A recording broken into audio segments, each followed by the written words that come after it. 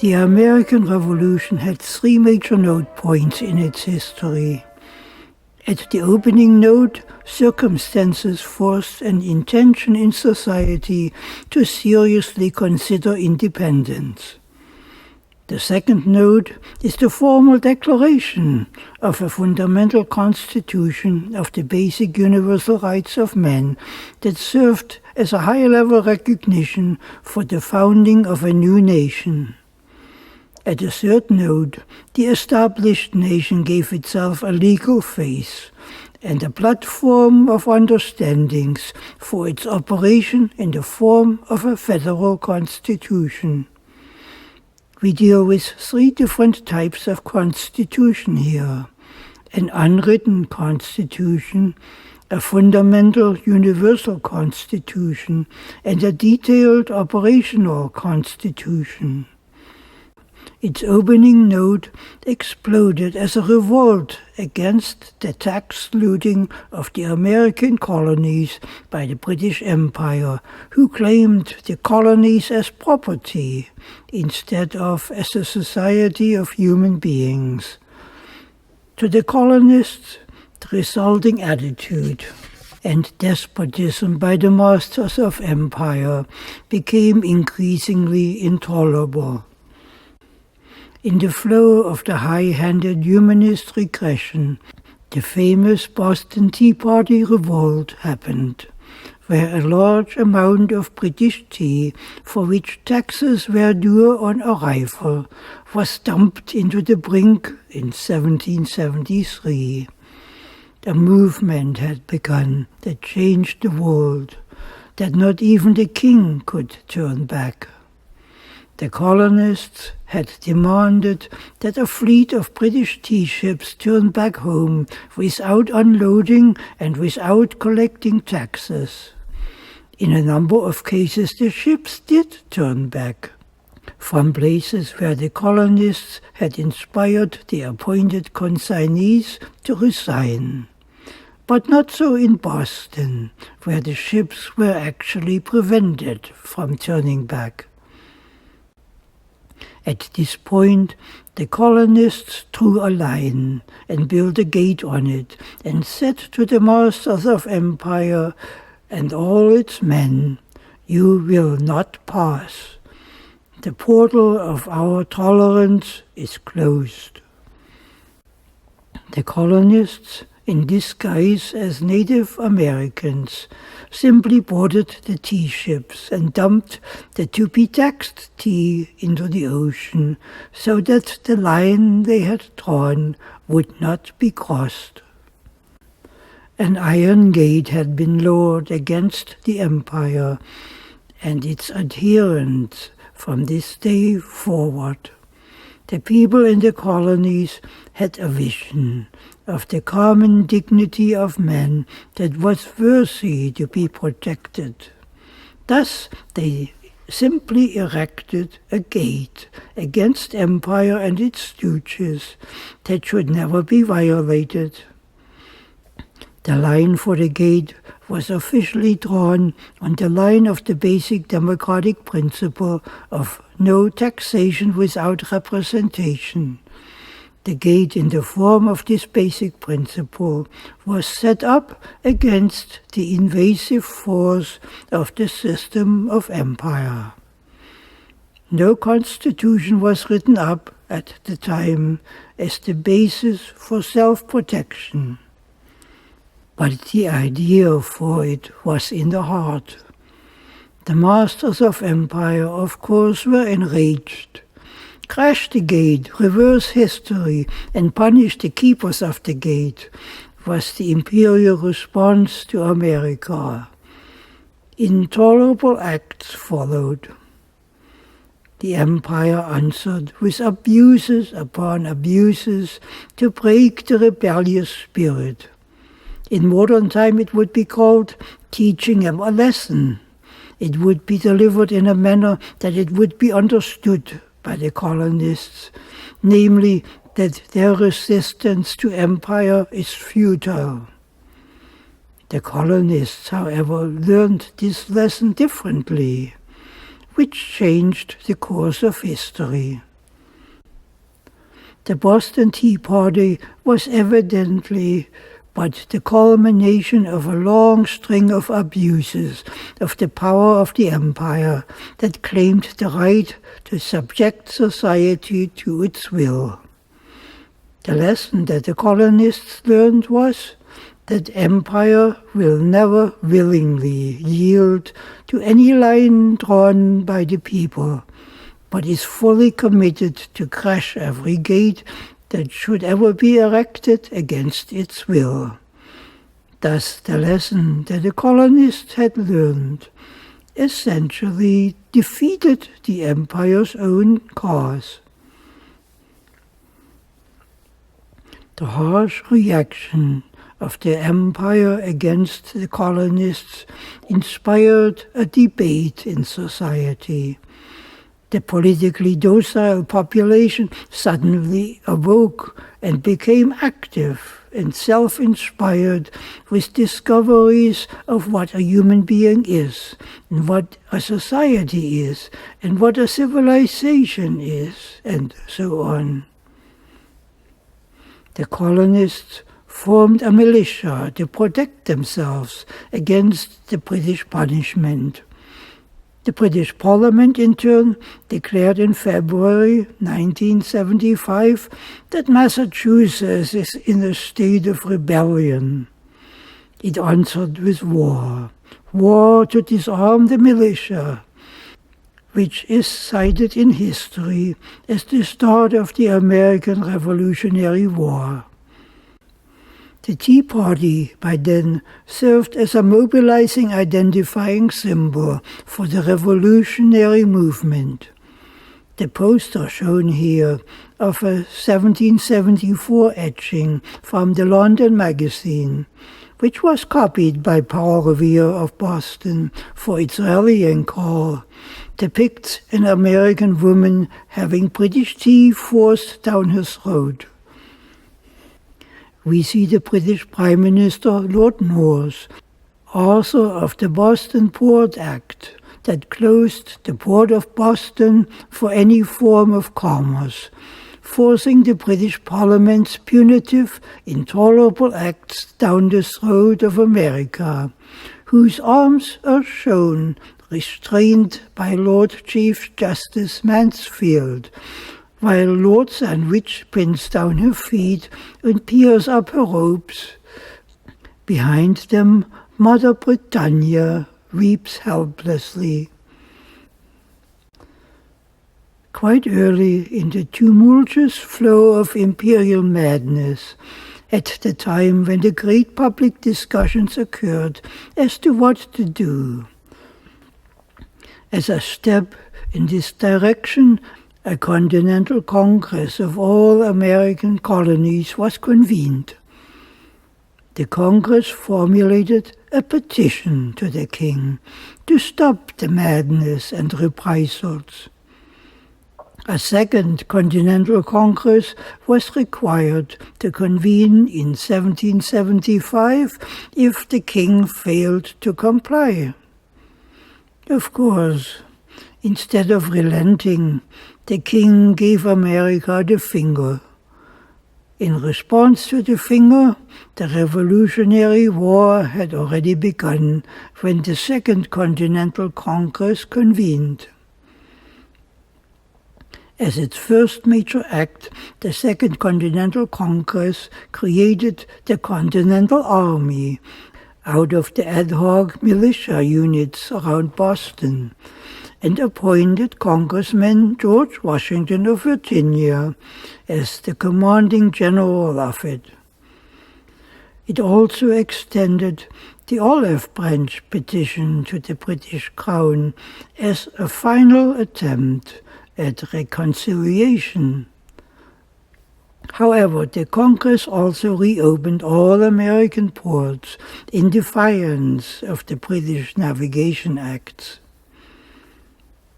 While the Continental Congress had no explicit legal authority to govern, the Congress quickly assumed all the essential functions of a national government on the basis of the unwritten fundamental constitution in the mind of society, of the recognition of the fundamental universal rights and freedoms of man that had established a line in the mind in society with the Boston Tea Party that the people had demanded no one may cross.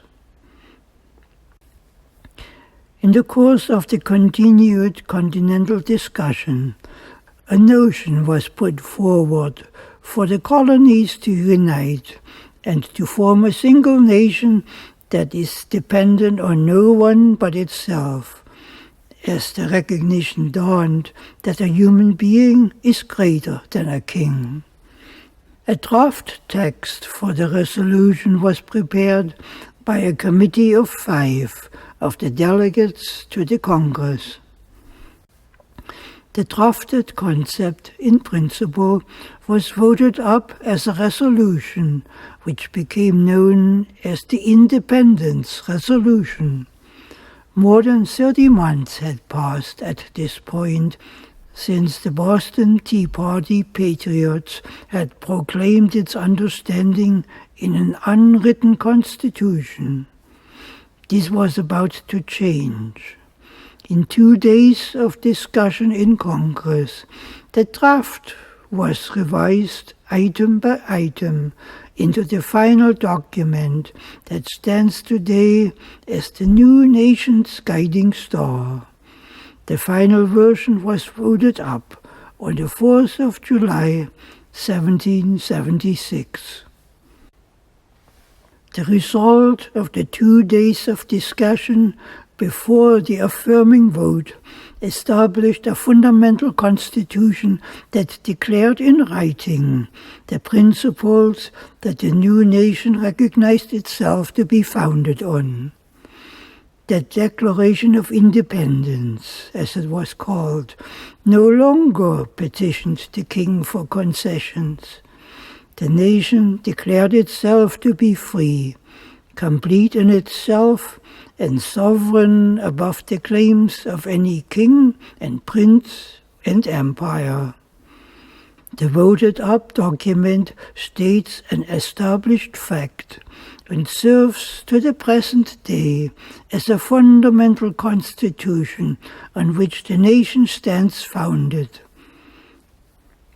Of course, a copy of the finished document was also forwarded to the British king, informing the king that the colonial status in America existed no more. It was saying to the king, the world has changed.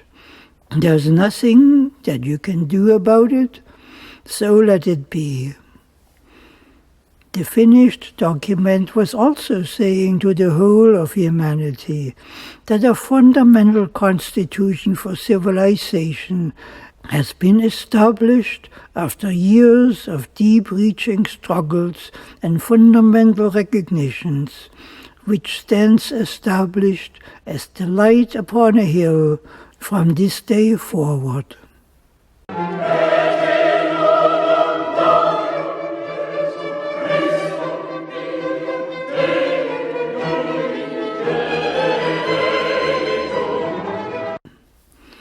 The document became known in history as the American Declaration of Independence.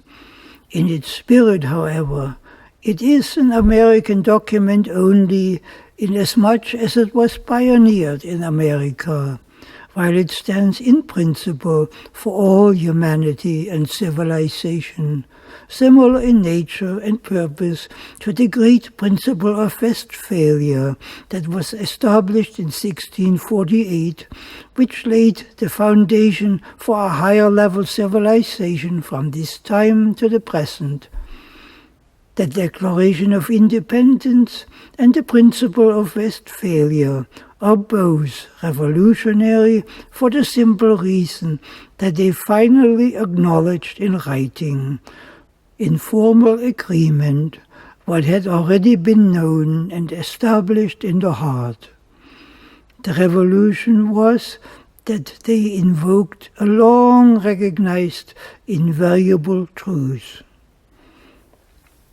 Thus the Declaration spoke the language that was already in the heart and not foreign to a human being.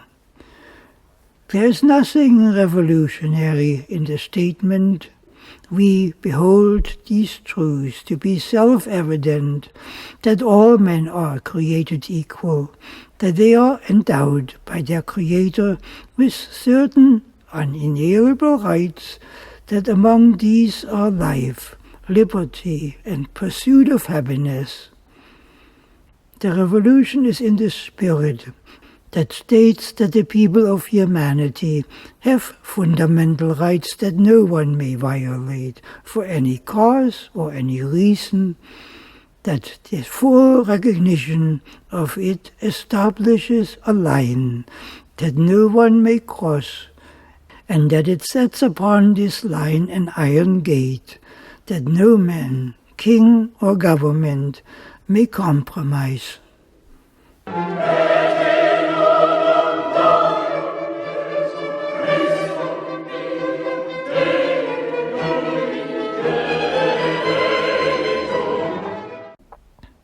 The Declaration also defines the nature of the ruler of the gate, a government that establishes in law the recognized fundamental principles. It states that to secure these rights, governments are instituted among men, deriving their just powers from the consent of the governed. The Declaration states that the high-level fundamental recognition has no effect if it is not implemented in deeds, or allows contrary deeds, as in the case of empire. In 1776, the king of the empire became enraged by the declaration of the fundamental principle of humanity. He called it a rebellion.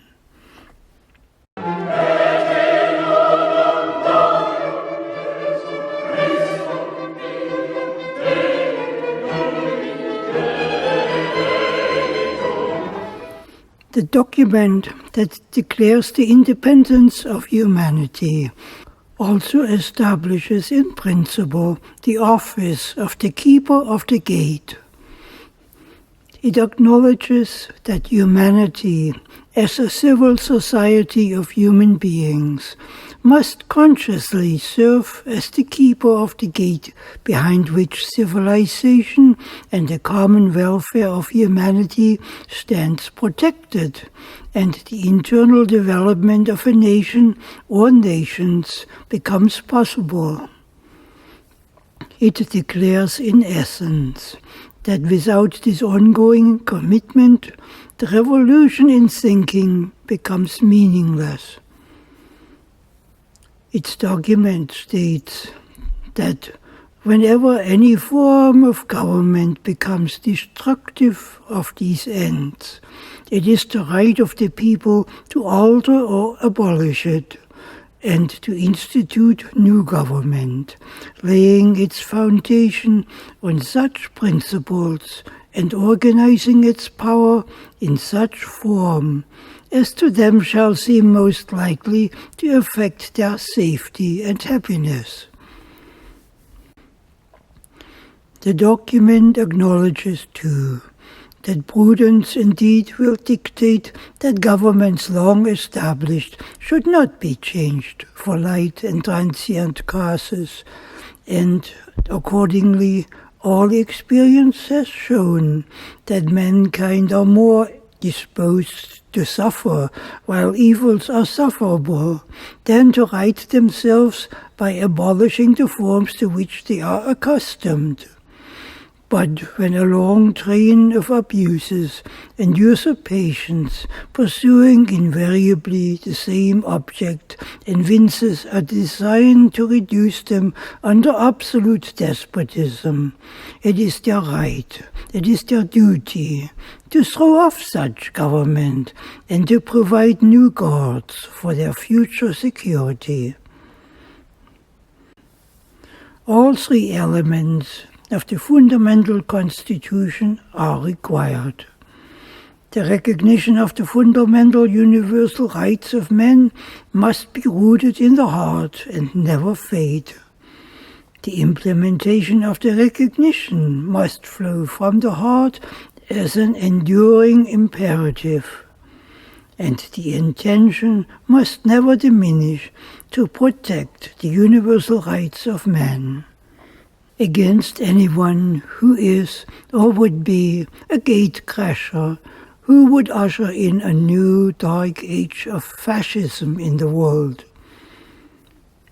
The document declares that the highest recognition of humanist principles has erected a gate that no one may cross who does not subscribe with honest heart to the spirit of its high-level principles that were discovered in years of great struggle, which establish the fundamental rights and duties of a human society for all times to come, which constitute the fundamental rights of man as a precious achievement that must be kept precious by constant vigilance and care, so that it may not be marred or fall to the ground and be lost. The final formulating of the Declaration of Independence was performed by the Continental Congress over the span of 2 days in intense discussion before it was voted up to be adopted as the guiding star for the future of the nation. With this action, the Continental Congress took on the role of the first gatekeeper, and in this role as gatekeeper, it affirmed that the people of America had done their homework to qualify for their stepping to higher ground that would make tall demands in thinking for the people's requested freedom to become possible and to be maintained, because, as the Congress may have realized, which evidence suggests, that a lot of trash and heavy baggage had been removed from the mental landscape across the nation in the preceding 30 months of public discussion. Congress had recognized that the nation, from this moment on, was qualified for the higher-level national existence that it was seeking, where the measures of the old world did no longer apply. But can the nation keep itself rooted at this higher level? Benjamin Franklin may have asked during the discussions. Is the nation qualified to keep the republic in the heart and be maintained and protected for all times to come? He may have implied that a people having passed the test once does not mean that the people after them will keep up the work. Benjamin Franklin might ask us today in our world of crisis, will you dedicate yourself again to become able gatekeepers?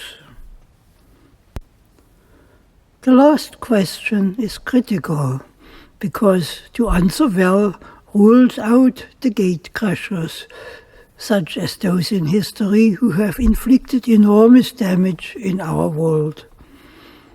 The gatecrashers still are many who have bullied their way across the gate without their intentions and actions being qualified for any position of power in a human society. The Nazi machine engineered its rise to the universal acclaim by the failure in society to keep the fundamental constitution of man in the heart and to protect it as able gatekeepers. The gatecrashers had caused an entire society to crash, who evidently no longer knew what a human civilization is and what a human being is, though they claimed the right to rule them. Adolf Hitler was a glaring example of a gatecrasher. He destroyed what he touched and then killed himself. He was one of many of this breed that includes some of the most famous names in history, like the Roman Emperor Nero, and includes in modern times a wide assortment of traitor presidents and kings and financiers and oligarchs who champion the Hitler mustache by their deeds. Some, in their small-minded blindness, toy with visions of insanity that inevitably bring the house down over the heads of humanity, such as with a nuclear war that entails absolute mass destruction, by which all life potentially becomes extinct. No leader, no matter how great in power, has the right to incinerate the earth, which is the collective home of all human beings, nor gives the fundamental constitution the right, by design, to any man to harm a single person for any cause, profit, or ideology. This line has been drawn. This gate has been erected, that no one should crash. Of course, not all the gatecrashers are as radical in their insanity.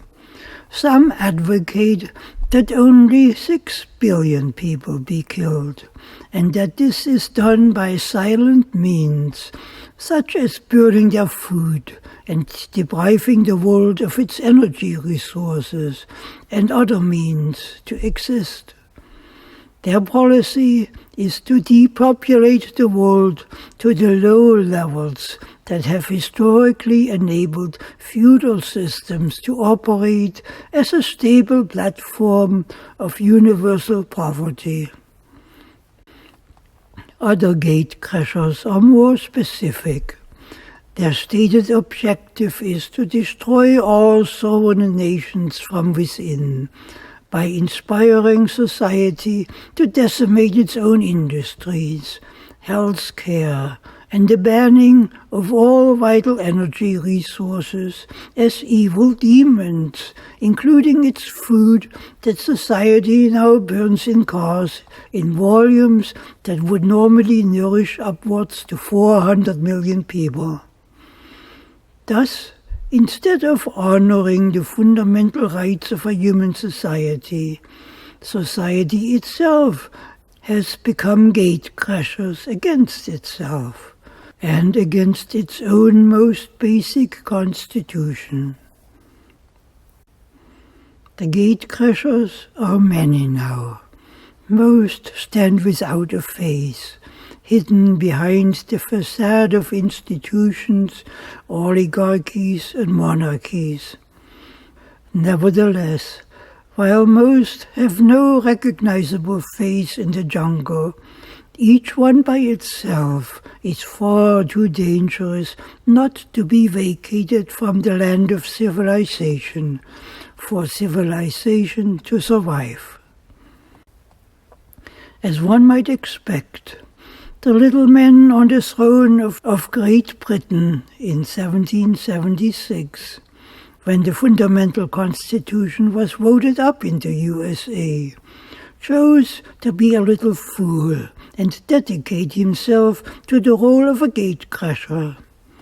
The pathetic little man was totally unqualified to be king under the established constitution that set a new and higher standard for a human society, which the king's little mind excluded him from. As the little man that he was, he chose to act as a gatecrasher and forced many thousands to die in his futile war to protect a corrupt system that was even then already essentially dead. As a gatecrasher, the king activated his entire circus of little men that termed itself an empire, which collectively spit on the hard-won fundamental constitution of the new American nation by declaring the constitution to be a rebellion that must be crushed. With this, the war of the gatecrashers has begun. It was the war that the circus of the gatecrashers had brought against America. This war should have been avoided. It should not be called a revolutionary war, because the revolution had happened before the war began.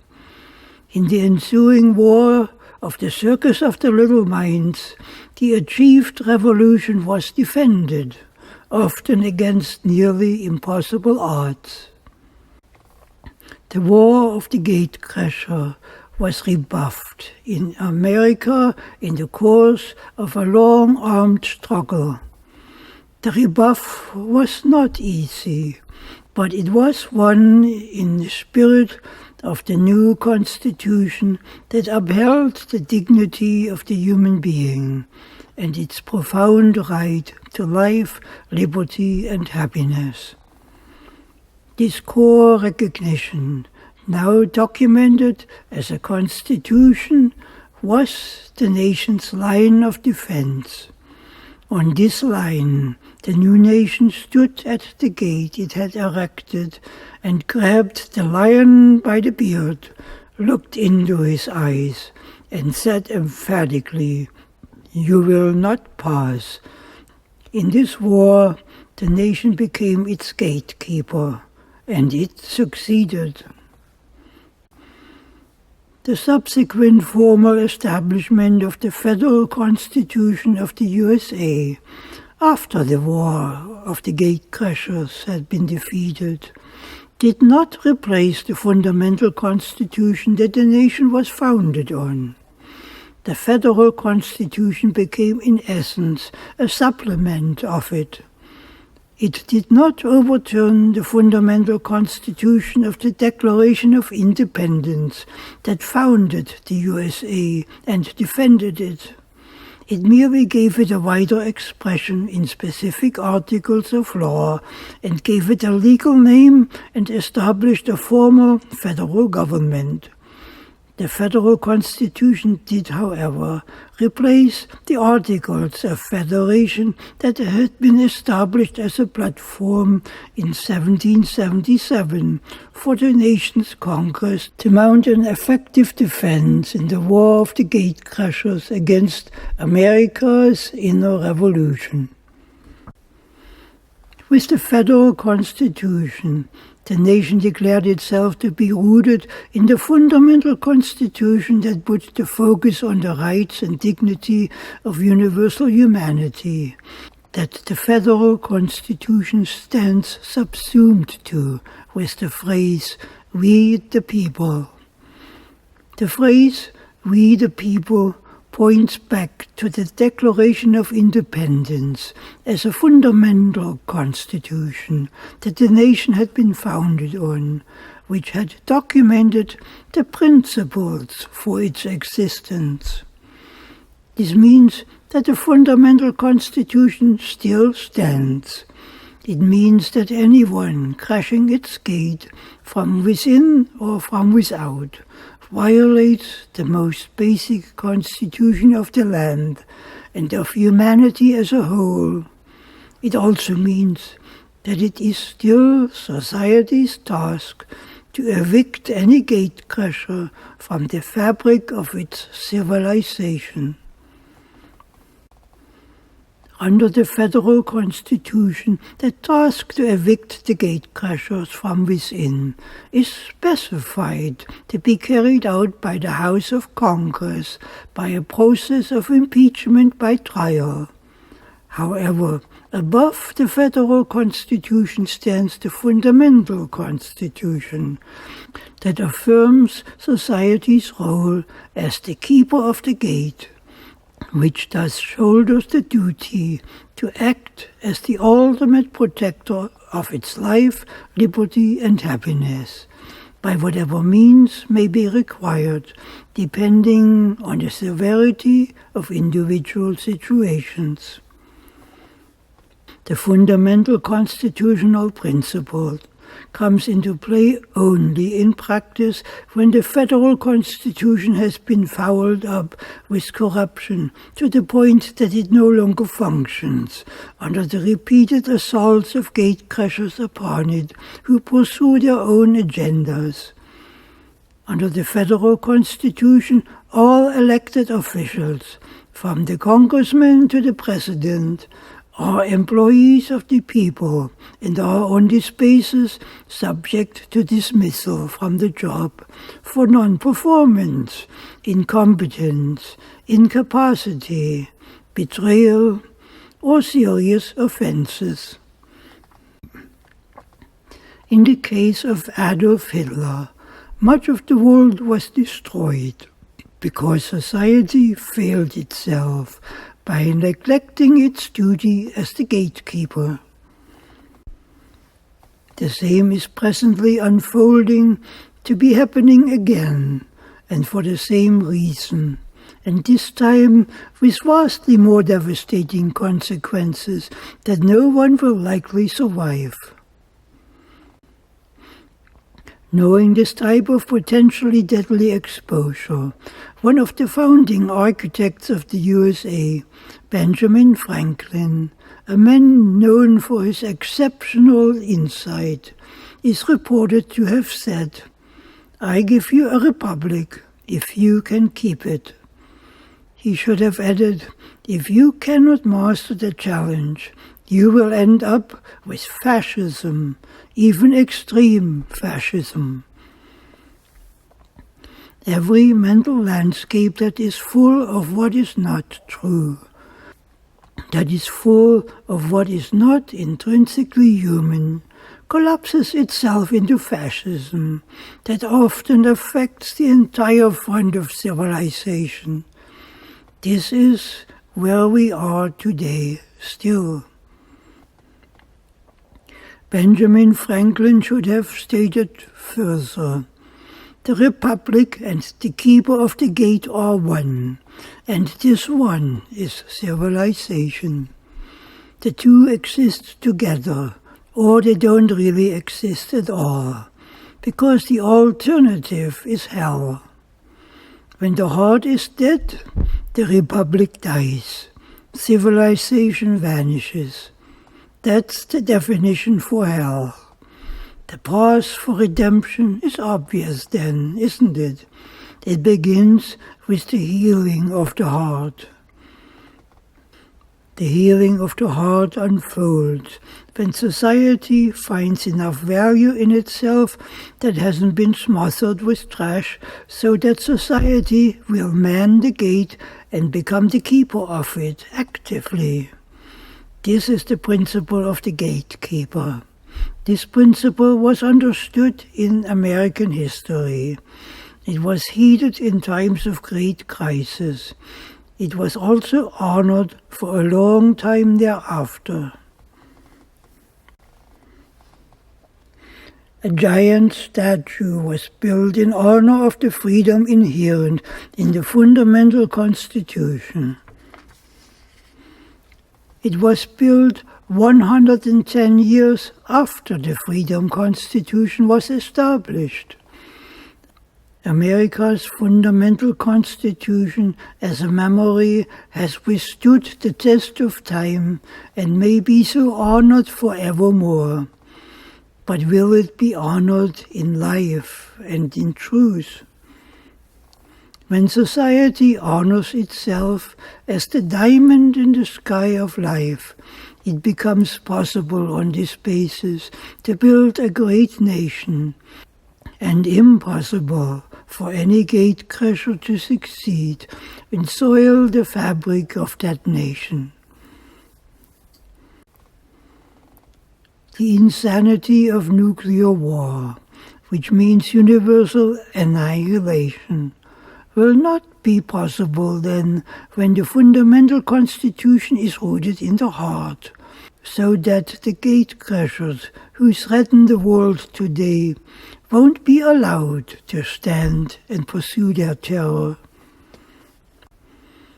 In this case, when the fundamental constitution comes to mean more than just words on paper, we will find that the door to the old world of mass genocide is finally closed, which in the present world is still dangerously open.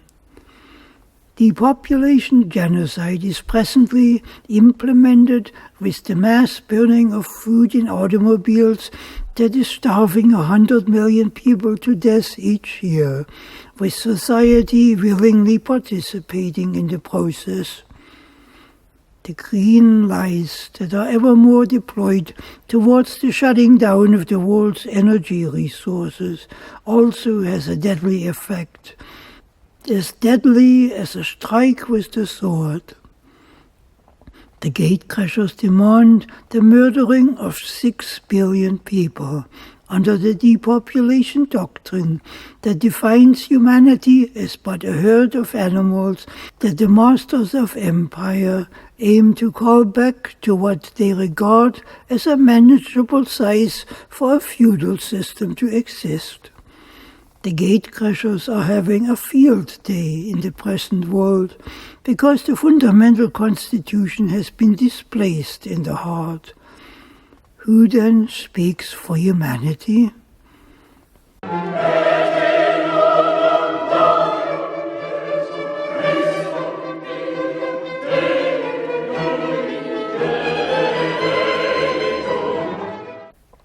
In the resulting world, when the gatecrashers are allowed to stand, and stand in great numbers, civilization dies. It dies of the most deadly disease at the deepest level that violates daily the most fundamental constitution in civilization that the American Declaration of Independence was designed to be for the world as a living principle. However, the question also needs to be asked, especially in our time, whether or not the symbol that once stood for something tall and profound lost its meaning. I would like to suggest that the principle of the fundamental constitution has not lost its power to shape the movements in society. In the real world, the mind is the source of all movement, and this mind is still rooted in what is absolutely true. While it is true that when the heart dies, civilization dies of indifference, unfolding into inhumanity, and that history is full of such examples, it is also true that in the parts of the world where the fundamental principles stand tall, the huge fascist tragedies tend to become prevented. While when civilization dies of inhumanity unfolding into the hardest hardcore fascism, all hope becomes lost. It is also a fact of history. It is also a fact of history that a nuclear Armageddon has been blocked on a number of occasions, often in the final moments, often by American patriots, and in a few cases at the cost of the patriot's life. It is no secret that annihilation will likely result when the gatecrashers unleash Armageddon, so that defensive actions must occur before the deed is done, because nothing remains intact for reactive reactions to stop it. History tells us that a number of pre-active interventions have occurred. Nevertheless, The threat keeps getting more intense and more difficult to block. This means that emergency healing of the heart is required. We need action fast. The clock is ticking. When the declaration that is symbolized here is more intensely heeded in society, it inspires its respective healing of the heart, with which society rebuilds its sense of humanity from within. When this happens more fully, and only then, will all the gates be manned as never before. All the would-be gate crashers would be blocked, including those who dared to plow through the gate, from the most boisterous bullies to their compliant slaves.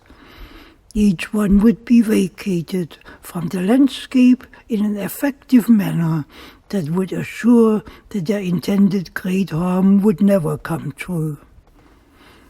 But can we get to this point in our time? Yes, we can, because humanity has healed itself before, at least in some degree, when it created the Golden Renaissance and the Islamic Renaissance before it, and more recently the Yiddish Renaissance. We are the diamonds in the universe. We are human beings. We have the power for self-healing. But how do we know that a healing is in progress? How do we know that we have made strides ahead? We know that we have gained a more profound sense of the vast dimensions of the human being when our science becomes liberated from the hands of the gatecrashers. The liberty of humanity must extend into the science too, especially to astrophysics. The light of reality is overlaid there with monumental trash that smothers scientific recognition, chokes the intellect, and keeps the heart confined with mythological dreams. The liberation of the truth on this front would change the thinking of the world. It wouldn't change reality, but it would bring it closer to universal recognition. It would bring to light that a new ice age stands before us, potentially in the 2050s, in which the territory of many nations, from Canada to Europe to Russia, in parts of Asia and the USA, become quickly uninhabitable, so that the nations need to relocate themselves into the tropics, with vast infrastructures being built that will make all this possible. The challenge will open the heart, and humanity will give itself a new renaissance along the way to meet its needs. Once the gatecrashers are blocked that smother science with what is not, all of this becomes possible.